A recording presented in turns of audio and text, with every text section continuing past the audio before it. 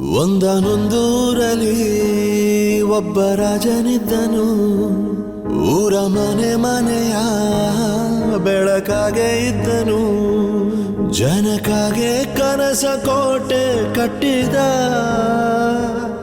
ನಂಬಿ ಬಂದ ಜನಕ್ಕೆ ಪ್ರಾಣ ಒತ್ತೆ ಇಟ್ಟನು. ನಾನು ನನ್ನದೆನ್ನುವ ಆಸೆ ಕಟ್ಟಿಟ್ಟನು. ಅವನೇ ನಮ್ಮ ಮಣ್ಣಿನ ಮಗ. ಅಳಿಯದು ಹೆಸರು ನೂರು ಯುಗ. ಜನರೇ ಮೆಚ್ಚಿದ ಬಂಗಾರದ ಮನುಷ್ಯ. ಒಂದು ಮುತ್ತಿನ ಕಥೆ, ಮುತ್ತು ರಾಜನ ಕಥೆ. ನೀ ಹೋಗೋ ದಾರಿಗೆ ಹೂ ಬಿತ್ತಿದ ಕಥೆ. ನೀ ನಾಳೆ ನಂಬಿ ಬದು